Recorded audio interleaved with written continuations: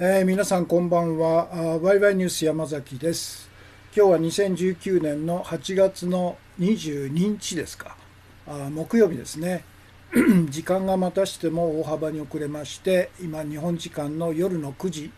38分ということで1時間以上遅れましたね。申し訳ありません。今日のメインテーマですけど、このコメント欄にアップしましたように、日本国憲法の表の5つの基本理念は GHQ が巧妙に埋め込んだ裏の時限爆弾によって破壊されたと。それのナンバー1ですね。ということです。今日のワイワイニュースライブ通算で2840回ですね。相変わらず一元放送で、ツイキャステレビの媒体を使って現時点では音声も映像も順調に配信されているようですね。ということで今日の放送を始めたいと思います。で、今日の最初のお知らせですけど、先ほど速報が入りまして、韓国政府がGSOMIA っていうんですかを破棄へと安保会合で決定ということで、このGSOMIA っていうのが日韓軍事情報包括保護協定といういわゆる、韓国と、日本の間の軍事情報あるいは双方の情報交換を包括的に、優先的に扱うという取り決めなんですけど、これをもう破棄するというかなり重大な決定を韓国政府がしたということなんですね。で、それまでハンギョレの記事なんか読んでますと、この ソミア協定というのは非常に重要な協定なんで、とりあえずは今回は延長して、でも日本との軍事情報の相互協力は一切断るというところで、話がまとまるんじゃないかというような観測、比較的楽観的な観測が出たんですけど、一転してですね、G ソミアを破棄するという強硬手段を取ったということなんですね。ですからもう韓国政府あるいは韓国国民の総意として、これは日本国民に対する、強硬手段じゃなくて反安倍なんですよね。ですからムン・ジェイン、政府は安倍政府を打倒する決意をしたということでしょうね。ですから東京オリンピックも当然ながらボイコットするでしょうという重大局面になって、ここまで安倍はですね、あいつバカですから想像できなかったんですね。まさか韓国が軍事協定、軍事同盟協定にほぼ等しいんですよねを一方的に破棄するとは思いも至らなかったということで、今大変な大混乱に陥っているだろうというふうに思いますね。当然の帰結ですよ。ということで今日の速報でした。そして2つ目は、昨日お休みしたんで、おとといの火曜日ですね、ワイワイニュースライブのメインテーマ、日本国憲法と大日本帝国憲法は隔絶せずに、継続していると、ナンバー1。これのYouTube 表紙がこういう非常に分かりやすい表紙を作ってくれました。断絶ではなく継続ということで、大日本帝国憲法と日本国憲法がこういうふうにつながっていると。断絶なんかしてないよと。ドイツは断絶してるんですね。ワイマール憲法とそれからドイツ連邦共和国憲法ボン基本法は断絶してるんですよ。ということは憲法が断絶してるってことは憲法の下で、権力を掌握したナチスヒトラードイツを全面的に否定していると。ですから戦後もナチスを全面的に否定するボン憲法の下で、民主的な国社会を作ってるわけですよね、ドイツは。日本はこのように断絶全然してなくて、いわゆる車のシャーシの、いわゆる基本的ないわゆる台座っていうんですかね、あれが結局同じなんですよね。大日本帝国憲法のシャーシと日本国憲法のシャーシ同じで、上辺だけ、新しく近代的なものに変えたと。実態は同じなんだよということなんですよね。ということは大日本帝国憲法で権力を一身に、集中して、生き神になった昭和天皇裕仁がイメージチェンジして名前を変えて、象徴天皇として再び君臨しているということは、まさに継続なんですよね。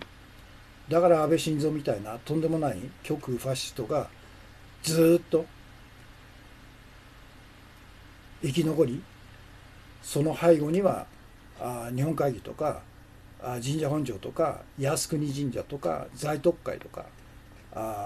等々の勢力が肥大化してきたというのは継続しているということです。戦前の大日本帝国憲法がずっと名前を変えて形を変えてソフト路線にしたけど本質は変わらないと。だから全ての戦前の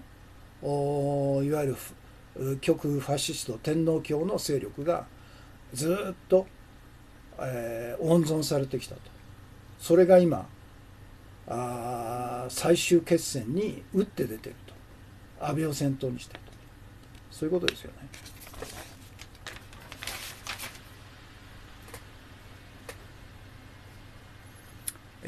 砂月金さん、これはなんだ、人脈までつながっている日本海永久戦犯、そうですね。石森さん、法令の韓国を養鳥とか戦争をふっかけるんじゃないでしょうかと。安倍晋三、戦争をふっかけるってことはないと思いますよね。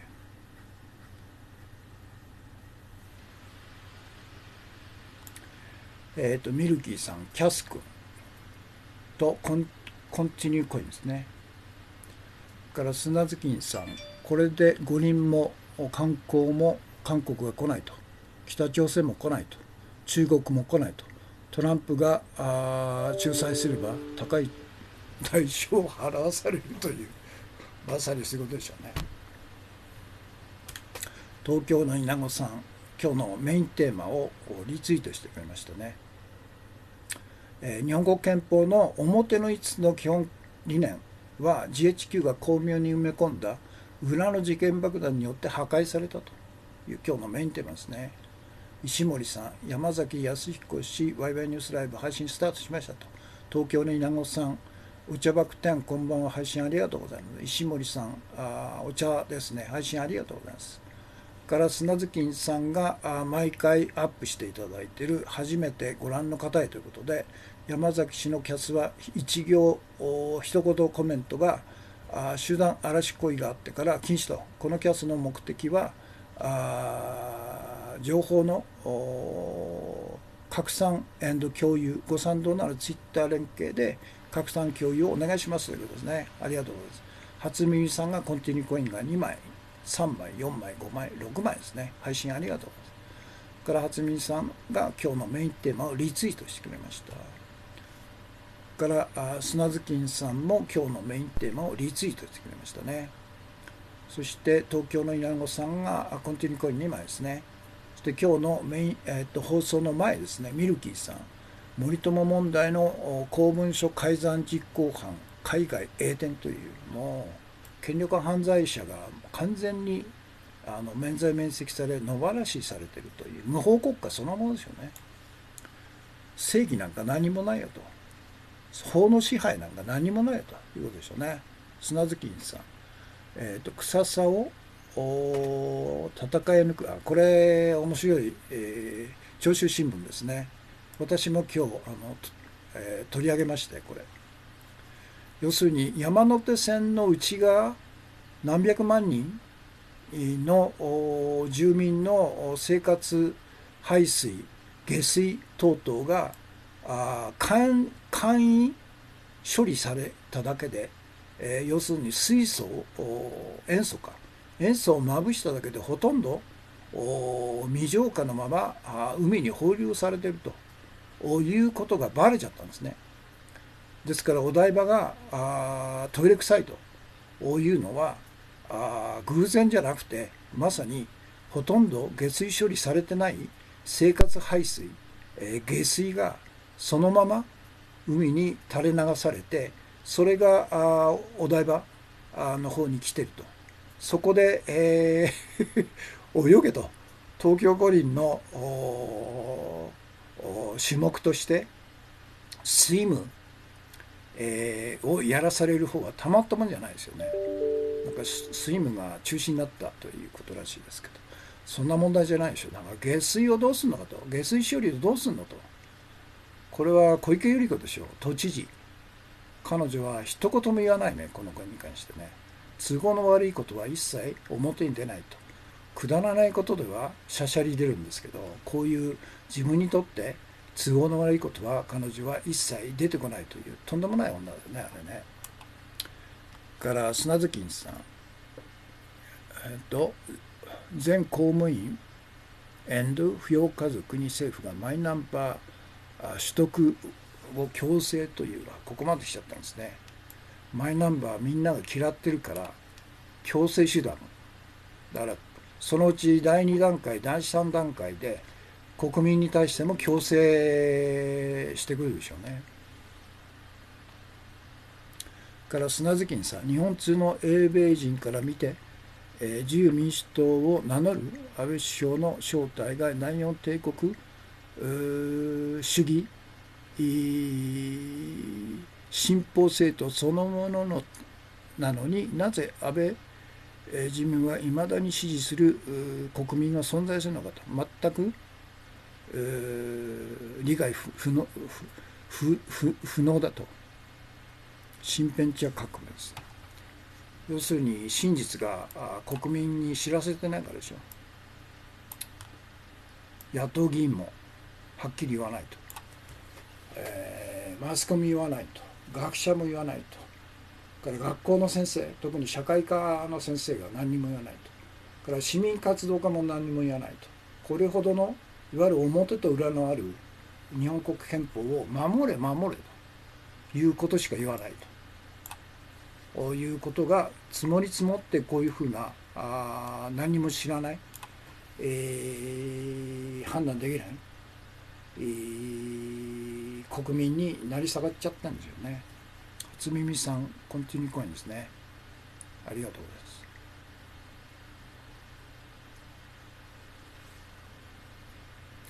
ございます。ミルキーさん、欧米で東京五輪を放射能オリンピックと命名。そうですよね。この前記者会見したんですよね、東京に来て。ですからみんながボイコットしようということでしょうね。だから放射能オリンピックとともにアベノミクスと同じようにアベノオリンピックですよ。だからこんなものはボイコットして、開催不能にさせるということが正しいんでしょうね。アフターマッチさんお茶です。ということで、それとそうか、これですね、おとといのこれなかなか分かりやすい表紙ですね。で、現時点での視聴者数がツイキャスで464名様、YouTube で819でから2283ということですね。それじゃあここまでのことをアップしますね。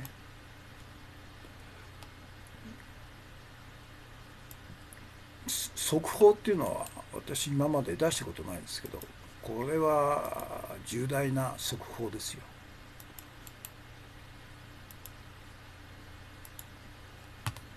ムン・ジェイン政権が安倍政権打倒ののろしを上げたと、こういうことですね。だから徹底的にやるですよね、彼らは。我々も徹底的にやるしかないですね。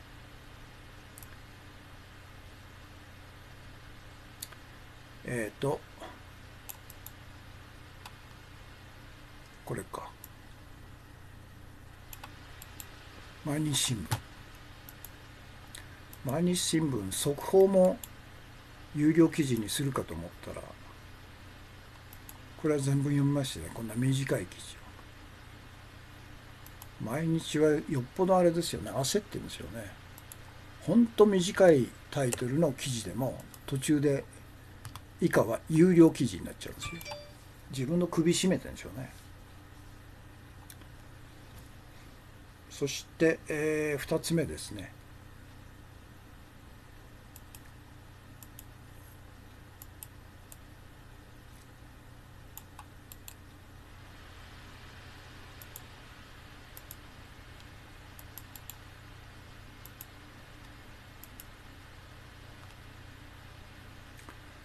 YYC コレスポンダンスさん、キャス君アイスですね。そして、昨日おとといの YouTube 表示と、それから現時点での視聴者数、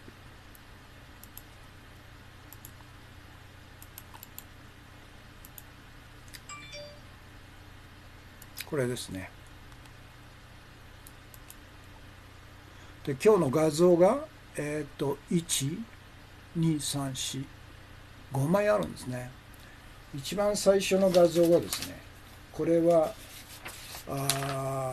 日本国憲法の前文の前にですね、こういう上諭っていうのが書かれてるというのがほとんど誰も知らないんじゃないですか。前文、日本国憲法は前文から始まっているというふうにみんな思ってるんですけど、実は違うんですね。この上諭という、上っていうのは上ですよね。から諭っていうのが諭すっていうんですが、言弁の輸送の諭の右側ですね。上諭って言うんです。で、上諭とは何かと、こういうことなんですけど、これは今日の言葉で取り上げたんですけど、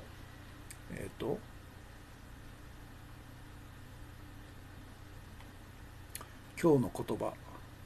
上諭、今日の一言だ。上諭とは日本国憲法の施行前の日本において、天皇が法律、勅令または皇室令を裁可し公布する際に、その証書に天皇の言葉として当該法令を裁可し公布する旨を記した文書のことということなんですね。ですから日本国憲法も天皇、大日本帝国憲法下の昭和天皇裕仁が裁可し公布したという文言が書かれてるんです。ここに陳はっていう、何書かれてるかというと、陳は日本国民の総意に基づいて新日本建設の礎が定まるに至ったことを深く喜び、枢密院顧問の諮問及び帝国憲法第73条による帝国議会の議決を得た帝国憲法の改正を認可し、ここにこれを公布せしめると、こういうことなんですね。で、それ以下、これは昭和21年の11月3日、これは1946年の11月3日ですから、憲法が公布された日というふうになっているんですね。それで、これが GHQ によって施行されたのが翌年の5月3日と、1947年5月3日ということで、その後にですね、内閣総理大臣兼外務大臣の吉田茂、国務大臣男爵の篠原喜十郎、司法大臣木村徳太郎、内務大臣大村誠一、文部大臣田中幸太郎、最高裁アメリカとつるんで、伊達判決を逆転敗訴させた田中幸太郎がその時ですね、文部大臣やってるんですよ。要するに、日本最高裁判所の長官として10年も君臨してた田中幸太郎、売国最高裁判事田中幸太郎がこの時文部大臣になってたという、知らなかったですね。から農林大臣和田博夫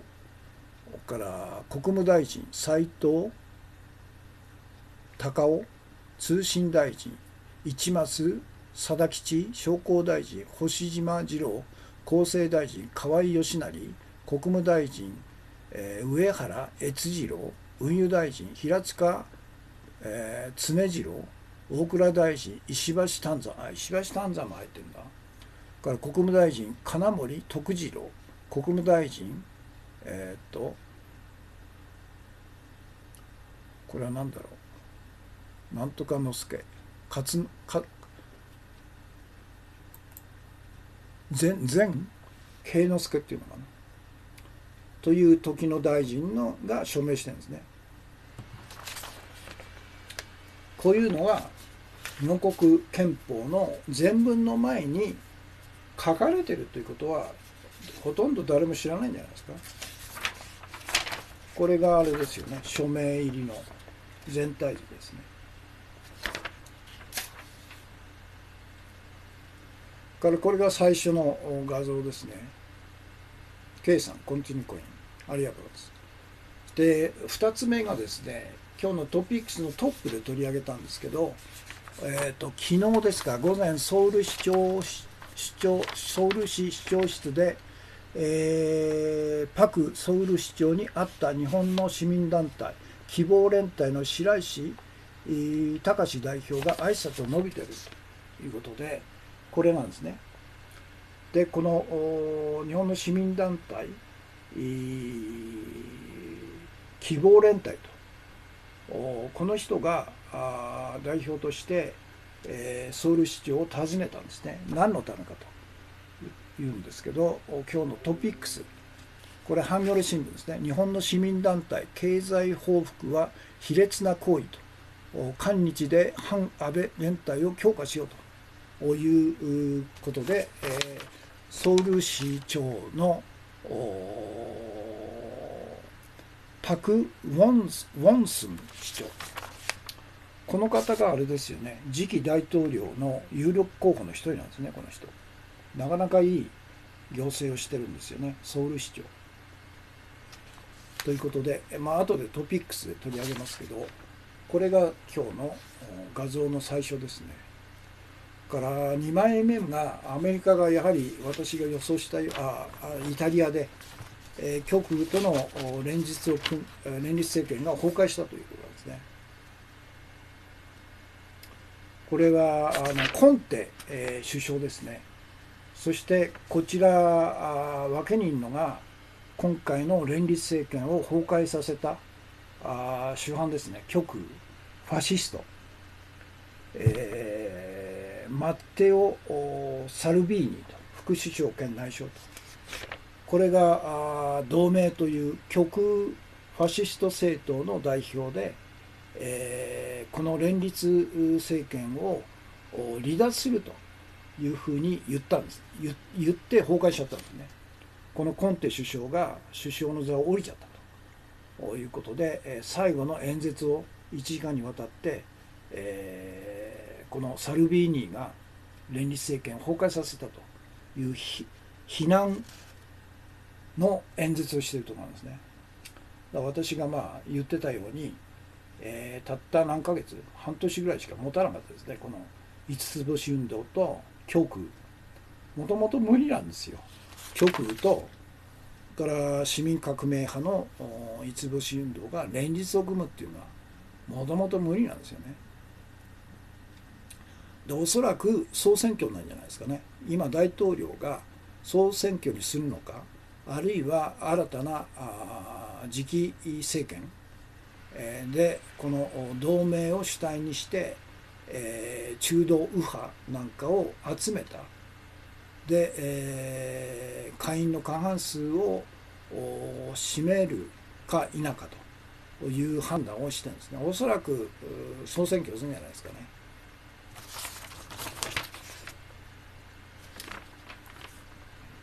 ということです。これ2枚目ですね。から3枚目、これが日本に空母が登場したという、あれこれは空母泉のが今試験運航中で、ないね、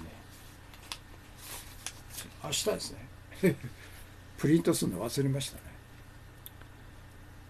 から次がAI を搭載した殺人ロボットが実用化されつつあるということで、それに対して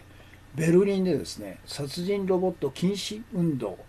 のデモが行われたということで、恐ろしいですね。 AI が人間が判断するんじゃなくて AI が敵を判断して攻撃するという殺人ロボットがもう開発されているということなんですね。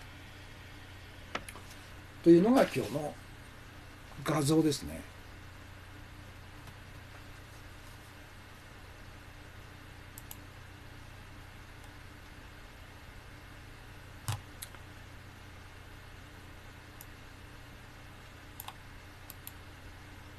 上油、これ誰も知らないんですよ。意図的に隠されてたんですよね。だから見え見えじゃないですか。憲法の本文の中では基本理念として主権在民とか民主主義を言ってんだけど、その新しい憲法を認可し、公布したのが旧憲法で、侵略戦争を主導した戦争犯罪人だったという、笑うに笑えないですよね、これね。こんなことが起こって今まで誰も問題にしなかったということですね。これが上油の内容ですね。陳は日本国民の総意に基づいてと。日本国民の総意なんていうのはどこで決まってんのと。これはアメリカ支配階級の総意に基づいてっていうふうに直さなくちゃいけないですね。で、新日本の建設の礎の代わりに、新日本がアメリカ植民地になるというためにですね定まったことを深く喜びと、喜んでしょうね、彼はね。というとんでもない、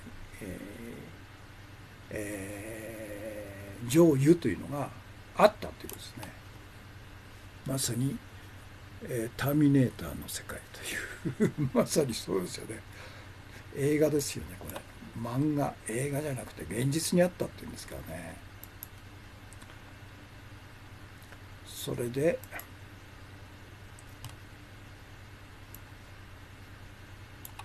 田中幸太郎までちょっと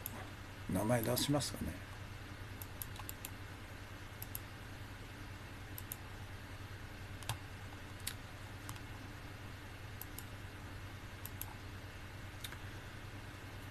で次に、ソウル市長に面会した日本の革新団体、市民団体、希望連隊と代表の白石さんと。希望連隊という市民団体があるっていうのは私知らなかったですね。あんまり名が通ってないですよね。本を書いたみたいですね、この白石さんという人からフィリピン沖出雲、これはちょっと明日ですね。イタリアサルビーニ極右ファシスト、これが連立政権を崩壊させたと。だから五つ星はまだ甘いんでしょうね。こういうファシストと連立政権を作ってやれると思ってたんじゃないですか。で次に殺人ロボット、が実用化される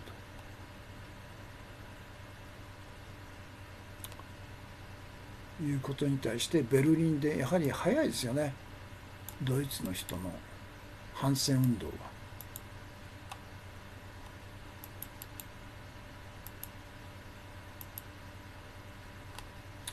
ということです。で、今日の一言ですね。上油とは何かと。今日の一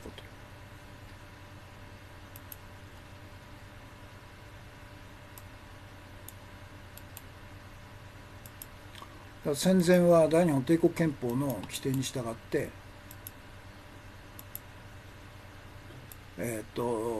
法律の規範権、天皇が全部持ってたんですよね。施行権、制定。だか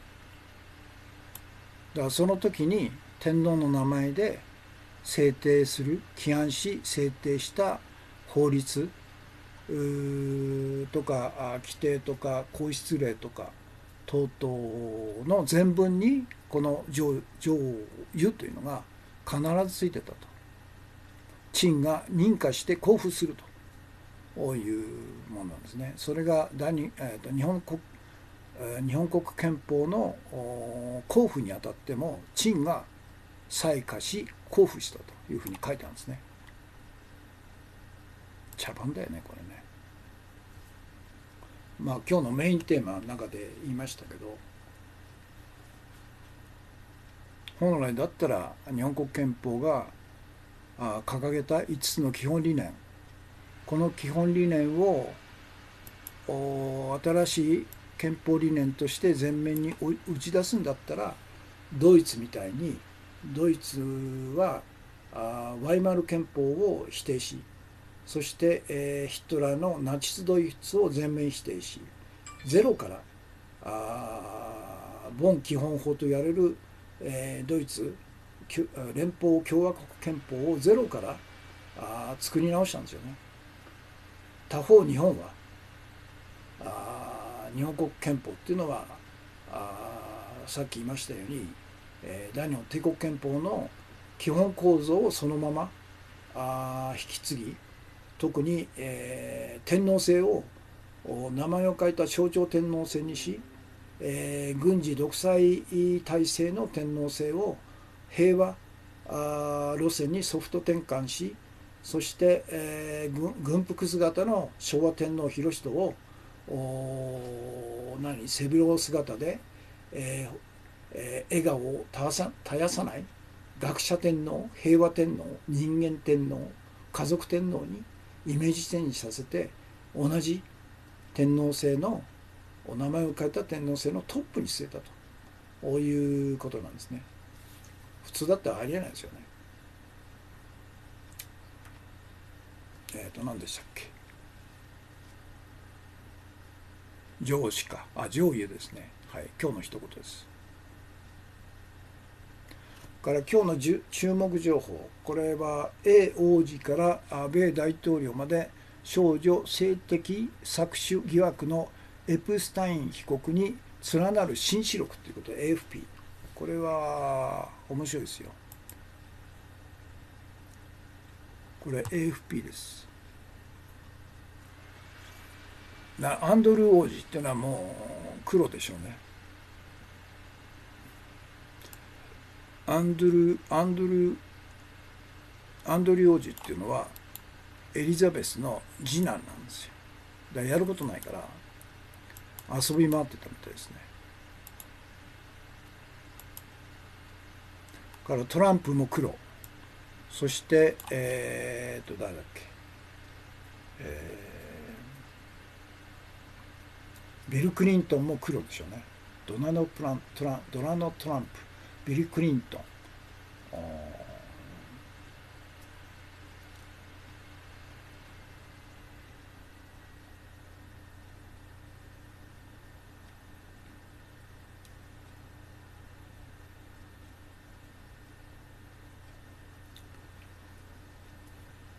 そして元 A 新聞王の娘ロバート・マクスウェルの娘ギレーヌ・マクスウェルがエスタブリン被告の友人で元愛人だったというふうに暴露されてるんですね。からアメリカの政治家ジョージ・ミッチェル元米上院議員85の元にもこのジェフリーさんという性的な被害者ですね、高校生の時に、性行為をさせられたというふうに証言してるんですね。でミッチェルって人は上院多数党院内総務を務めたと。から北アイルランド紛争の和平合意の立役者の一人でもあったと。からバラク・オバマ政権下では中東特使を務めたと。からジェフリーさんは他にもビル・リチャードソン前米ニューメキシコ州知事のもとにも派遣された明かしたと。リチャード氏も疑惑を断固として全員が否定してるんですね。でも具体的にこういう被害者の女性の証言が出てくるんで、もう名前が挙がった人間は全部黒ですよ。立憲党と民民党が合体されて、令和新選組はどうする。これが右翼と連立会長の5つ星とかぶるということですかね。イタリアの、いわゆるサルビーニの率いる極右北部同盟だったんですけど、北部が取れて同盟、これはもう N 国の、立花と同じですよね。あれが肥大化しちゃったという感じで、顔も似てるんじゃないですか。立花隆とサルビーニっていうの、こっちか、これそっくりじゃないですか。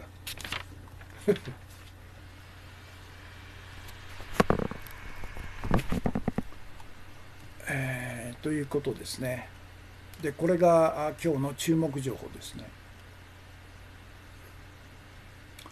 で今日の推奨本としてこの間ずっと朗読してます、国際投資家ジム・ロジャーズさんの日本への警告という最新本ですね。今日は第10回目の朗読なんですね。で外国人第2章、日本人が今克服すべき課題、外国人に対する差別意識をなくせという、これ4ページぐらいなんですけど、これを読みますね。外国人に対する差別意識をなくせと。ただいくら女性の活躍が望ましいからといって日本に子供が必要なくなるわけではないと。どんなに優秀な人であってもやがて老齢化し、その時に社会を支える若者は常に必要なのだからと。女性の活躍を推進するとともに少子化を防ぐための取り組みも行うと。このことをトレードオフと考えるのではなく、両方進めなくてはならない。そうなると残る選択肢は一つに絞られると。移民を受け入れるのだと。で移民は国にアイデアをもたらし活気を生み出してくれると。アメリカの場合、Google、Amazon、Apple、Facebook に代表される刺激的な企業のほとんどは移民にルーツを持つ人物が創業したものだと。移民の受け入れを進めると多くの人は外国人に仕事を奪われるというが、実際は移民が雇用を生み出していると。もしアメリカから Google や Amazon といった企業がなくなればどれだけの雇用が失われるかを考えると、そのインパクトが分かるだろうと。私が今住んでいるシンガポールも世界各国の人材を受け入れた結果今の地位があると。また歴史を振り返ってみても移民は子どもを積極的に作るため少子化の解消にも貢献してくれるはずだと。日本人女性が子育てに積極的になれないとしても移民の女性たちが母親になってくれると。これは日本にとっても光となると。しかし日本は移民の受け入れについて積極的ではないと。島国である日本はやすやすと国を閉ざすことができ、歴史的にも鎖国政策をとっていた期間が長くあると。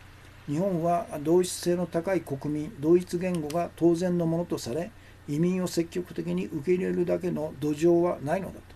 私も日本が外国人に対して取る差別にはしばしば戸惑うことがあると。国連も2018年に日本には在日外国人に対する差別、職業差別、入居差別、教育差別などがあると勧告したほどだと。労働力不足が叫ばれているにもかかわらず、移民の受け入れにあまり積極ではないのは、21世紀の今も差別意識が抜けないことに理由があると。その証拠に相変わらず外国人参政権を認めておらず、日本の有権者は外国人を排除する政策を支持する政治家を選び続けてきたと。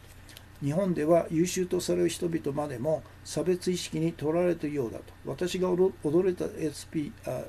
エピソードを一つ紹介したいと。日本を離れ海外に駐在した人々についてのものだと。今から5年ほど前の話になるが、日本からアジアのある国に駐在する人々が作る日本人会について聞いた。その日本人会は日本の大手企業の駐在員が会長を務め、いわゆるエリートビジネスマンの家族で構成されているのだが、彼らはできるだけ現地の人と会わないようにしているというのだ。常に日本食を食べ、たまに地元の料理を口にするときは三つ星の高級レストランだけ、日本人だけで固まって現地の人々の文句ばかりを並べ、決して現地の文化と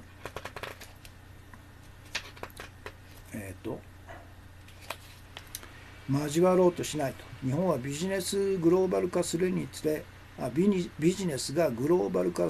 れ、世界から遅れを取るようになったが、それも無理かなりと思えるエピソードだと。異なる肌の色、食べ物、宗教を持つ人を遠ざけ、受け入れることのない日本人。このままでは移民を増やすことが日本人にとって唯一の経済政策だとしても、日本人は自ら破滅を受けることになると。日本の人口減少の問題に対するアプローチにはいくつかのステップが考えられるが、最初のステップはこうした外国人への差別意識を解消することだろうと。そのためには言うまでもなく、海外と関わる機会を増やすしかないと。ところが日本から海外の出国者は、バブル経済にあった1985年から90年の5年間に倍増したものの、近年は2012年の1849万人をピークに頭打ちになっていると。その一方でインバウンドの数が増え、2015年にはアウトバウンドの数と逆転したという。今はインターネットの発達や LCC、ローコストキャリア、格安航空会社の増加により、海外に簡単にアクセスすることができるようになってにもかかわらず、日本人はむしろ外国への興味を失ってしまっているようだと。しかし今のように難しい時代だからこそ、日本人はもっと外国に出るべきだと。そこで手にした経験が日本に活気を生むかもしれないし、何より移民に対する差別意識の解消につながるだろうというところが今日の朗読部分です。そして明日ですね、移民はいらないと言い始めたら国家は衰退するという第11回目ですね。ということで、基本的にはまさにその通りですね。ただ移民を受け入れる場合も、ドイツで失敗したように一度にですね、何十万人の移民が押し寄せて、それを受け入れちゃったという非常事態に遭遇したんですけど、日本の場合は移民の人たちを受け入れる体制をまず作って、だから語学教育とか、あるいは生活習慣の違いとか、あるいはケアする体制とか、医療とか等々、それから職場ですよね。そしてそれを例えば最初1万人入れると、いわゆる、移民労働者ですね。で同時に日本がほぼゼロとして、門戸を閉ざしている、いわゆる亡命者ですよね。政治亡命者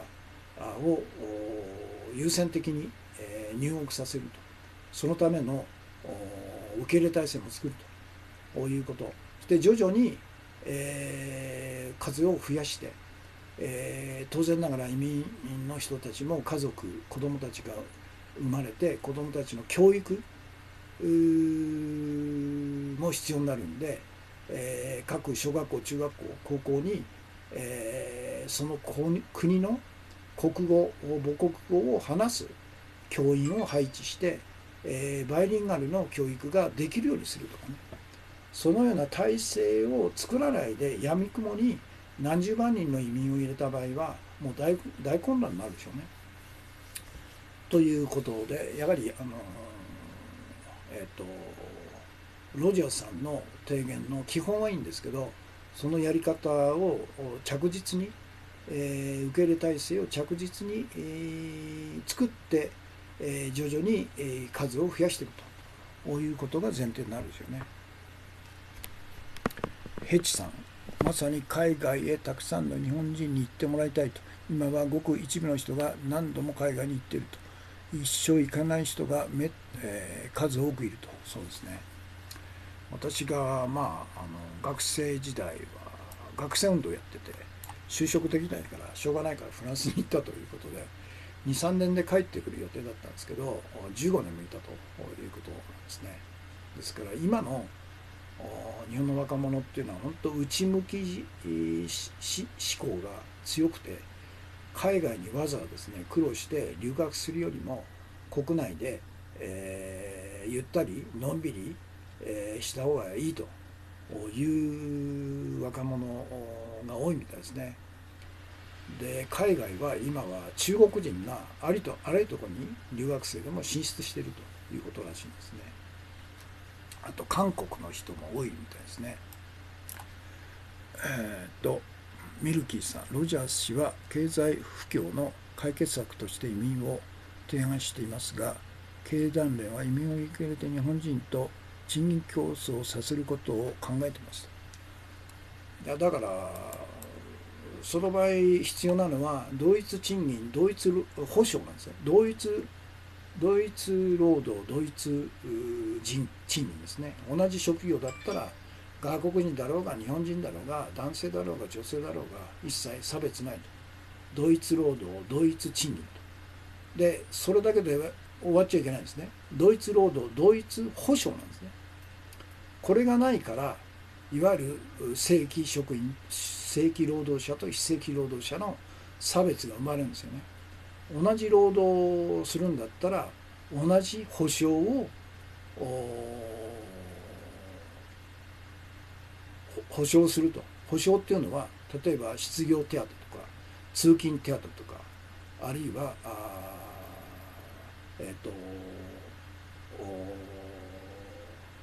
健康保険とか、あるいは退職金とか、あるいは年金等々も同一にするという、同一労働同一賃金とともに同一労働同一保障を同時にするという前提を整えないといけないんですね。そうしないと外国人労働者に対する差別で低賃金で、日本人労働者との競争をさせるという経団連の罠に引っかかっちゃうということでしょうね。だから同一労働同一賃金同一労働同一保障をすれば、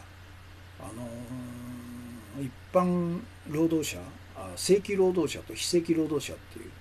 そういう差別区別がなくなるんですよね。自動的にあるのは労働時間だけというオランダがそうなんですね。オランダは同一労働同一賃金同一労働同一保障ということで非正規労働者正規労働者の区別がないんですね。差別ですからあるのは労働時間の差だけということで、パートの人でも管理職になってるんですね。だから簡単なんですよこれ。それを実行する市民革命政権を一日も早く樹立するということなんでね。とりあえず海外メディアをもっと活用したいですと砂月さんですね。はい。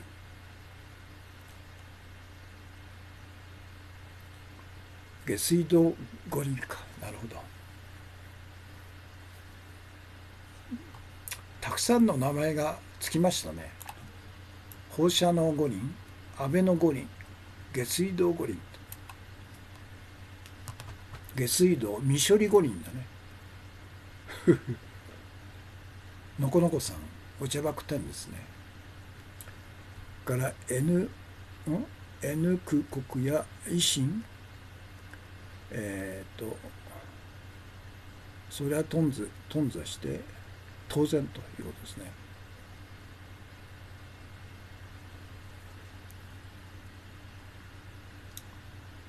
キララカットさん、コンティニューコインが2枚ですね。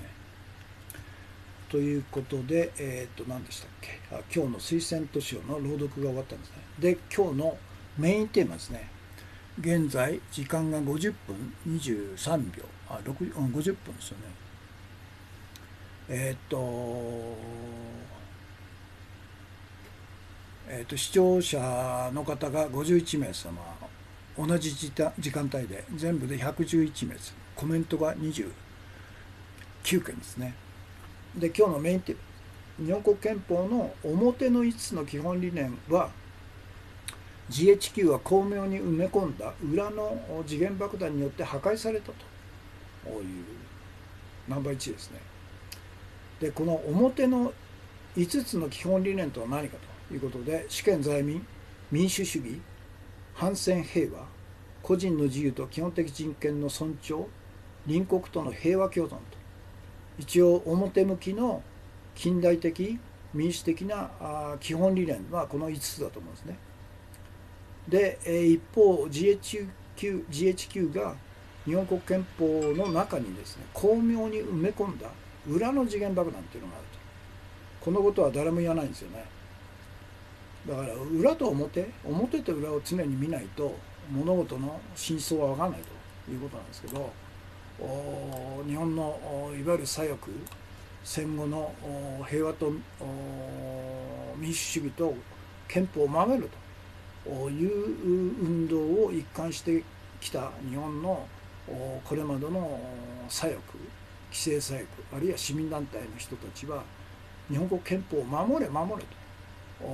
安倍なんかの改憲に対抗して憲法を守れということしか言わないんですけど、やはり日本国憲法の持つ GHQ が仕掛けた表と裏、この両方を今見て、で全くゼロベースからドイツみたいに、新しい日本国市民憲法を我々自身が作るという戦いに持っていかないとダメなんですよね。守れだけでは弱いんですよ。負けるんですよ。砂月さん、竹中平蔵の言うドイツ労働、ドイツ賃金、ドイツ労働、ドイツ保障は真逆と、正社員の非正規化。あいつがそういうふうに言ってるんですか。ということで今日のメインテーマですね。 GHQ が日本国憲法に巧妙に埋め込んだ裏の時限爆弾とは一体何かと。GHQ は傀儡政党、後の自民党を使って日本を半永久的に米国の植民地にするために、日本国憲法の中に以下の時限爆弾を巧妙に仕掛けたと。その結果、5つの基本理念、表の基本理念は破壊されちゃったということなんですね。70年で。で、裏の時限爆弾の1、象徴天皇制、憲法第1条ですね。この第1条には、天皇の地位は主権の存する日本国民の総意に基づくと規定されているが、国民の総意に基づくか否かを確認する国民投票は一度も実施されたことがないと。勝手に国民の総意、この天皇の地位というのは国民の総意に基づくというふうに、勝手に誰が決めたんだと。お前たちだと。GHQ だろと。一度も国民の声、国民の意思、総意を検証する国民投票なんか一度も実施されてねえじゃないかということなんですね。この第一条は戦前の日本人を完全に洗脳した天皇制を GHQ が日本、米国の植民地支配をスムーズに行うために仕掛けた最大の時限爆弾なんですね。だから第一条に持ってきたんですね。で GHQ は戦前の天皇制をソフト路線に転換して名前を象徴天皇制に変え、 100% ソフトにイメージチェンジした同じ天皇、昭和天皇裕仁をトップに据えることで、日本人の米国植民地への敵意を完全に抑えちゃったということだね。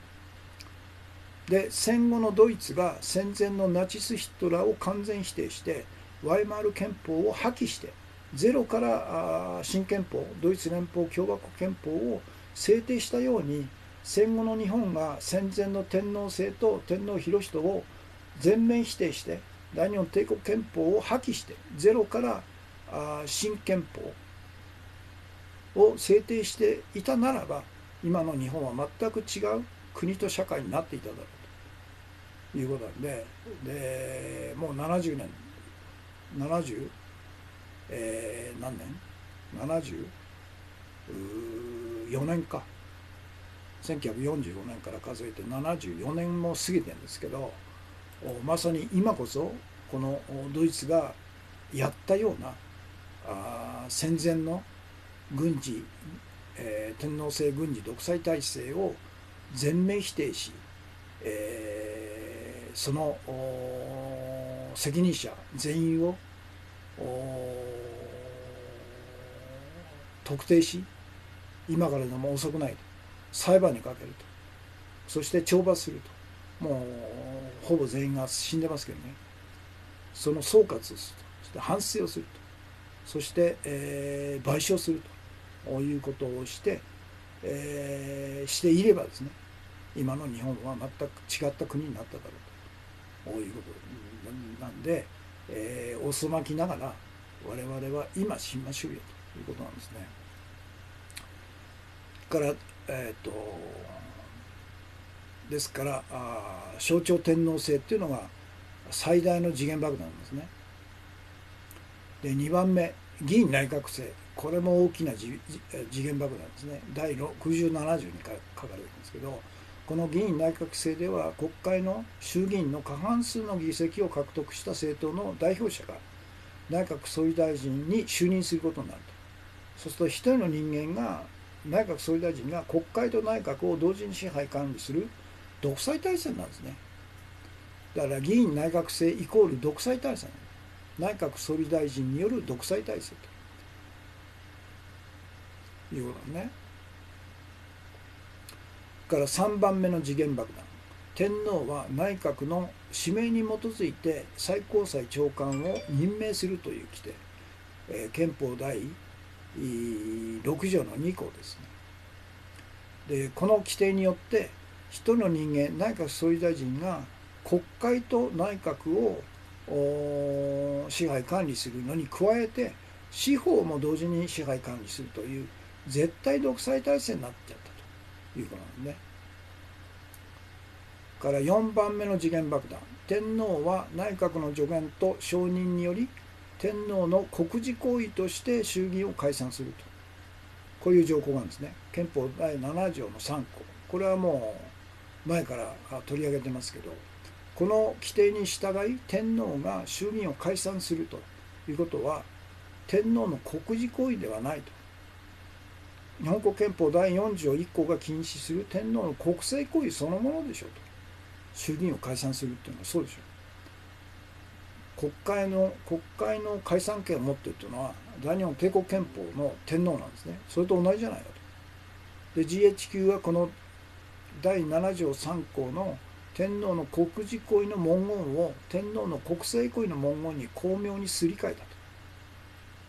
でなぜか現在まで誰も問題にしてこなかったという不思議ですよね。野党政治家も問題にしないと、最高裁も問題にしないです。最高裁がまさに違憲立法審査権を持っている唯一の最高裁判所ということなんですけど、真っ先に最高裁長官がこの文言はおかしいと、文言を、訂正する必要があるということで国会に言えばですね、国会が決議して憲法この文言を変えればいいんですよ。簡単なんですよ。でこの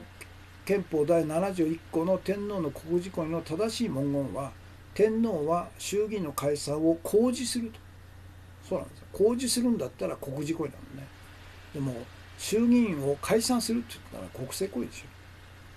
巧妙にすり替えてるんですね。で歴代自民党内閣はこの憲法第7条3項のすり替え文言をもって衆議院の解散は首相の専権事項であると、憲法違反の大嘘をついて自分たちの有利な時を選んで衆議院を解散し総選挙を強行してきたんだと。戦後日本で65年以上にわたり2度の例外を除いて自民党が常に総選挙で勝利して政権を独占してきた最大の秘密は、天皇の国事行為の名前で内閣総理大臣が自分たちに有利な時を狙って衆議院を解散して総選挙を実施してきたことによるんだということですね。これが4つ目で、5つ目、天皇は内閣の助言と承認により天皇の国事行為として国会を召集すると。これは同じ日本国憲法の第7条の2項なんですね。この規定に従い天皇が国会を召集するっていうのは、天皇の国事行為ではなくて、憲法4条第1項が禁止する天皇の国政行為そのものだと。内閣総理大臣が衆議院を召集するっていうのは、国会の召集権を内閣総理大臣に与えるっていうのは国政行為でしょ。国事行為じゃないでしょ。で GHQ はこの第7条2項の天皇の国事行為の文言を巧妙に国政行為の文言にすり替えたと。でなぜか現在は誰も問題にしてこなかったということですね。でこの第7条2項の天皇の国事行為の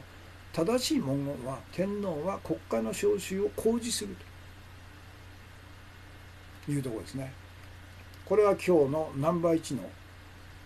ところで一応終わりで、ナンバー2に続くんですけど、要するに日本国憲法の表と裏を同時に見ないとその正体分かんないと。だから安倍晋三の表と裏を同時に見ないと安倍の正体分かんないと。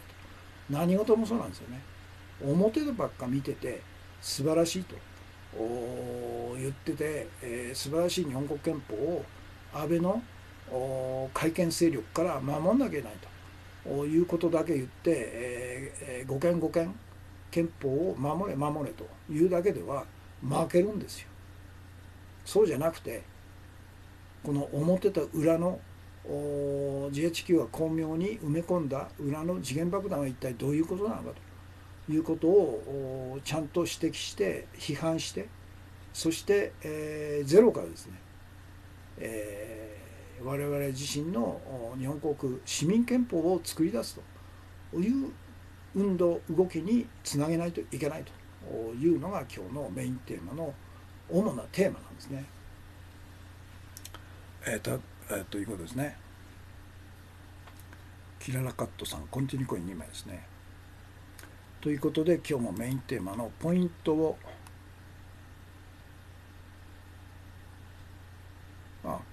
今日の推奨本ですね。ジム・ロジオーズさんの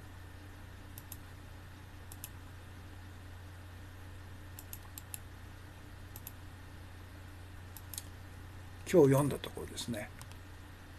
そして今日のメインテーマ、日本国憲法。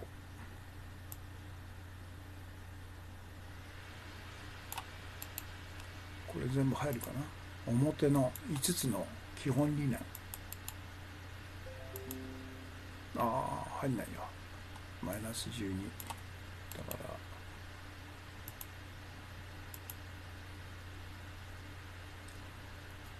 主権在民民主主義反戦平和から個人の自由と基本的人権の尊重から隣国との平和協論、これですね。これが表の5つの基本理念と、から裏の GHQ が日本国憲法に巧妙に埋め込んだ裏の時限爆弾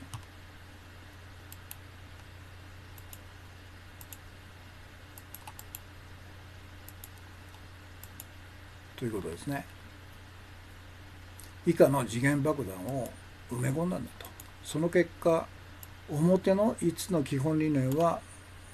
破壊されちゃったと、骨抜きにされちゃったというのが今の現状ですよね。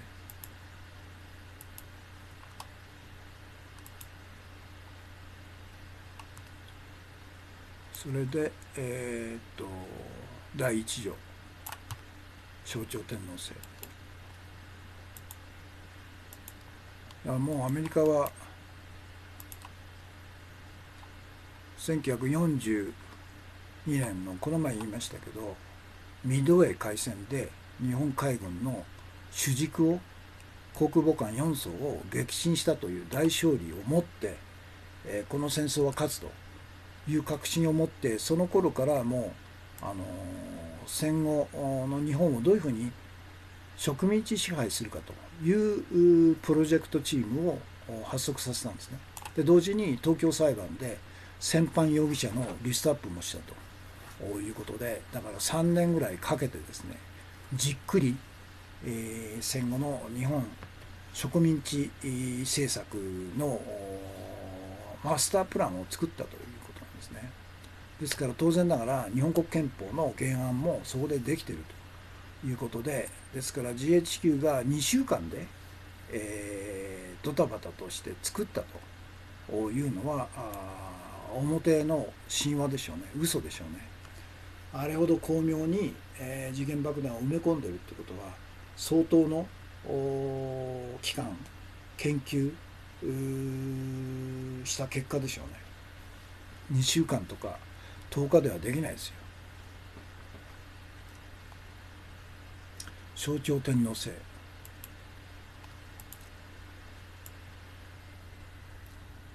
最大の時限爆弾、要するに当時の敗戦時の日本人というのは戦前の天皇制に 100% 洗脳されてきた。カルト信者がほとんどだったんですね。ですから米国にとってこのカルト信教天皇教をそっくりそのままイメージチェンジしてソフト路線して同じ昭和天皇をソフト路線化してイメージチェンジさせた人物を新天皇にして利用することが一番スムーズにいくというふうにもう最初から考えたんですね。だから皇居周辺は絶対に爆撃しなかったと。天皇は生かさなきゃいけないというふうに最初から決まってたんですね。だから戦犯には絶対しないと。東京裁判には絶対、天皇の戦争責任は議論させないというふうになってたんですね。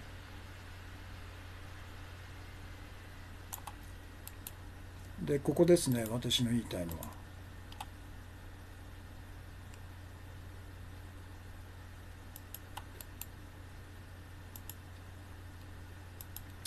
私の言いたいのは、戦後のドイツが戦前のナチス・ヒトラーを全面否定してワイマール憲法を破棄してゼロから新憲法ドイツ連邦共和国憲法を制定したようにと。戦後の日本が戦前の天皇制と昭和天皇裕仁を全面否定して大日本帝国憲法を破棄してゼロから新憲法ですねを制定していたならば、今の日本は全く違う国と社会になっていただろうと。新憲法を制定した、あれ、そうか、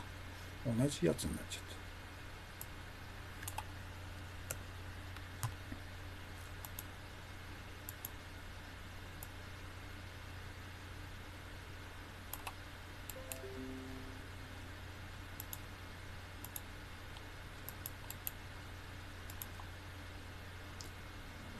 新憲法ですね。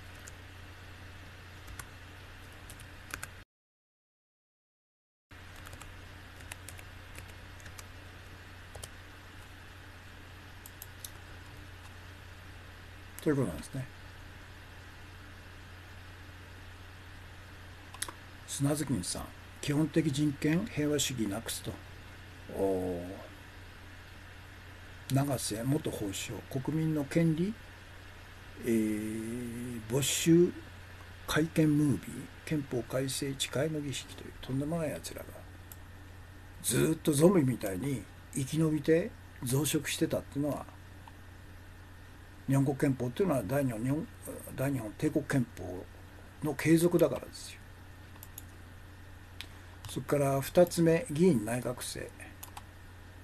これがくせ者なんですよね。イギリスもそうですよね。内閣総理大臣首相の独占体制なんですよ。2つの国権を1人の人間が占めちゃうと、独占すると。それから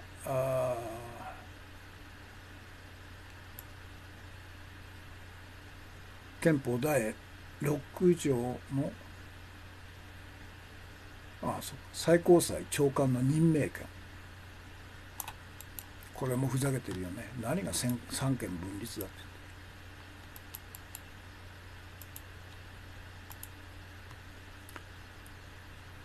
天皇は内閣の指名に基づいて最高裁長官を任命すると。だから議院内閣制で内閣総理大臣は国会と内閣を一元支配し、さらにこの憲法第6条2項の規定で最高裁長官の任命権も持っているということで、3つの国権を1人が支配する絶対支配体制になっちゃうということなんですね。から憲法第7条の3項ですね。天皇の国事行為の名の下で衆議院を解散する権利を解散すると。天皇は内閣の助言と承認により天皇の国事行為として、衆議院を解散すると。国事行為じゃないだろうと。この規定に従い天皇が衆議院を解散するということは、天皇の国事行為ではなく、憲法第4条の第1項、天皇の国政行為、禁止している天皇の国政行為そのものであると。誰も言わないんだよね。GHQ はこの第7条3項の天皇の国事行為の文言を国政行為の文言に巧妙にすり替えたのであり、なぜか現在まで誰もこのことを問題にしてこなかったと。ことですよね。だから守れ守れって言ってる人はこういう矛盾に気がつかないんですよね。でこの7条3項の天皇の国事行為の正しい文言は、天皇は衆議院の解散を公示すると。これは国事行為でしょう。衆議院を解散するっていうのは国政行為そのものでしょう。で歴代自民党政権はこの7条3項のすり替え文言をもって衆議院の解散は首相の専権事項であると憲法違反の大嘘をついて、自分たちが有利なついてここで一旦切ります。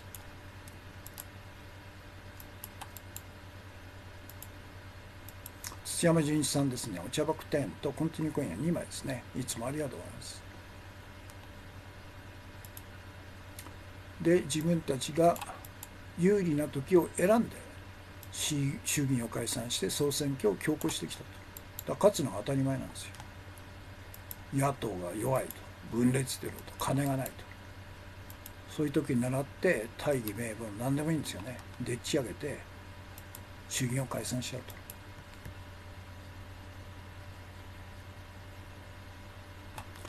と。から戦後日本で65年以上にわたって、2度の例外を除いて自民党が常に総選挙で勝利して政権を独占した最大の秘密はこれなんですよね。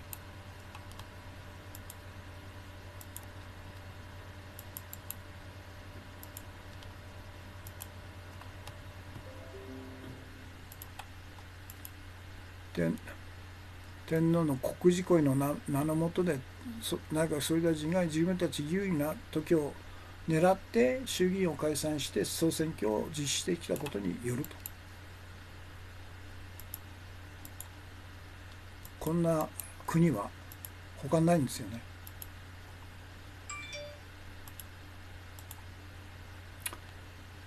から6つ目、天皇は内閣の助言に従って天皇を国事として国会を召集すると。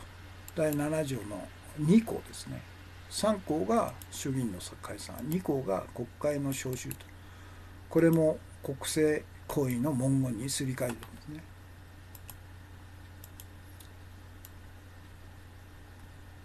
国政行為その後、国会の召集権なんていうのは国政行為そのものでしょう。GHQ はこの7条2項の天皇の国事行為の文言を巧妙に国政行為の文言にすり替えて、なぜか誰もこのことを問題にしてこなかったと。不思議なんですよね。でこの第7条2項の天皇の国事行為の正しい文言は、天皇は国会の召集を公示するということですね。これが今日のメインテーマナンバー1でした。ということで、次、今日のトピックスですね。日本の市民団体経済報復は卑劣な行為、韓日で反安倍連帯を強化しようということで、安倍政権打倒ですよ、もうスローガンは。韓日で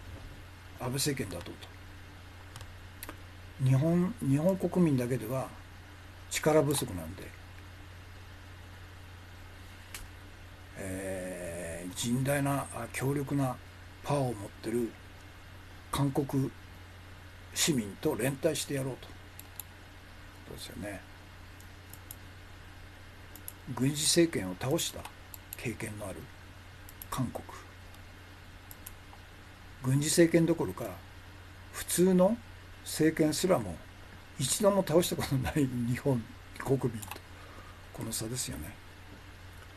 雪丸馬さん、クラッカーですね。はい。でこれがハンギョレです。この URL。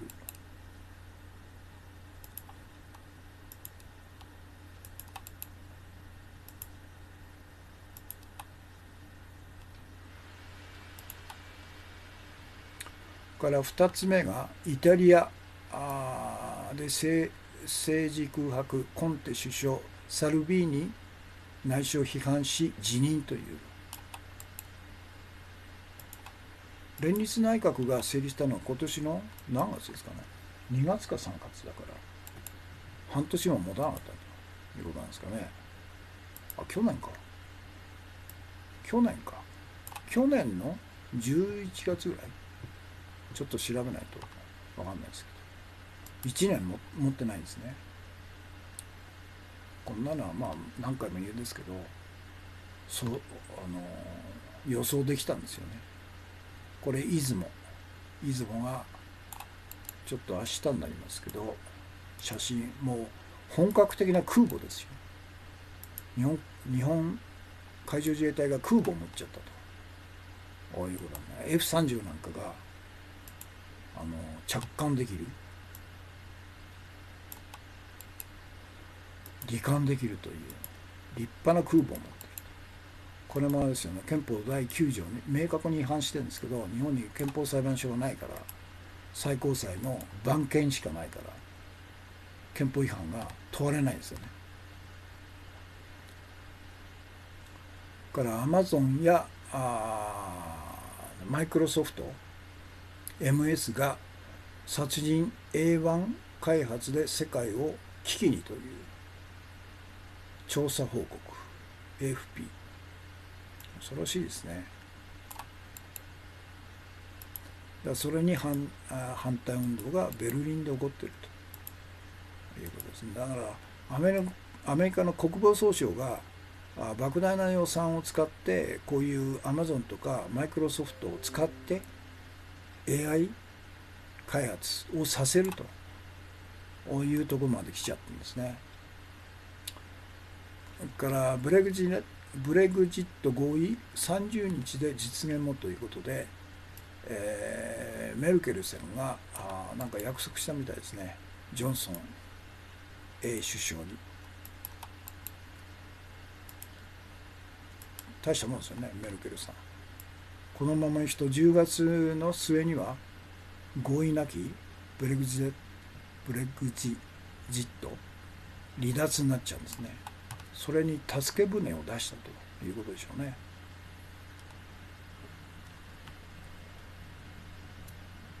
太郎氏も連立相手を選ばなきゃと一時的分、そうですよね。そうなんですよ。だから数だけ合わせて連立をやって、見事に失敗したっていうのが小沢一郎でしょ。8ヶ月しか続かなかった細川連立政権、そして2度目の民主党政権、民主党は単独だったけど、首相がいわゆる相手方の首相、最初の鳩山幸夫だけですよね、まともなのが。から菅直人とから野田佳彦、この2人がもう完全に向こう側の人間、特に野田なんかは安倍と裏でつるんでたということで、負けるのを分かってても解散総選挙したんですね。そしたら大敗しちゃったということで、とんでもないやつですね。小沢みたいに使い捨てされないようにという菅月さん、そうですね。だから数だけじゃダメなんですよ、内容を伴わないと。だからもう小沢さんはもう終わりでしょ。何の力も今持ってないんじゃないですか。でこれですね、草さを耐え抜く新競技という、これ長州新聞、さっき砂月さんがアップしてくれてましたけど、小沢さんの優れたところっていうのは、彼の元にいた人材が今活躍してるんですよね。山本太郎にしても、から玉城デニー沖縄県知事にしても、から森裕子さんにしても、彼本人よりも彼の元に集まった人が今活躍しているという点は、彼の優れたところでしょうね。そういう人材を育てたっていうことなんですかね。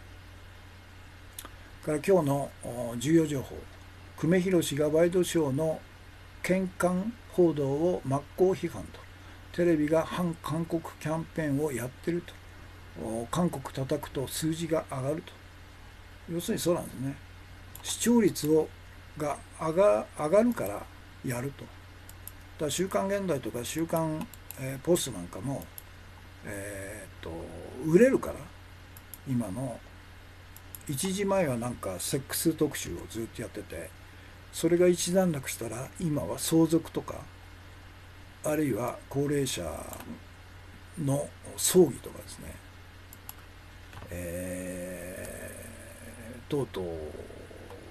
それやると売れるからでしょうね。販売部数が伸びるから。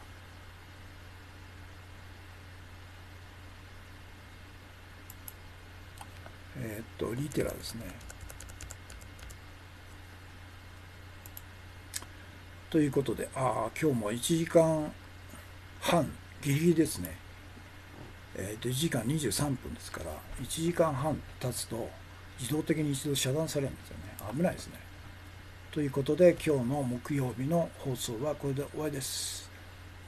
たくさんのコメントとたくさんのコンティニューコインとたくさんのギフトいただきました。ありがとうございました。ということで、視聴される方が同時期で49名様、全体で150名様、コメントが68件ということですね。ということで、今日木曜日放送終わりで、現在時間が日本時間で夜の11時1分ということで、やはりそうですね、9時半から始めましたので、遅くなりました。明日はもう少し早く、毎回言ってますけど始めたいということで、もし、よろしければまた明日ですね、9時頃開始予定ですので、合流してくださいということで、お疲れ様でした。今日の放送これで終わります。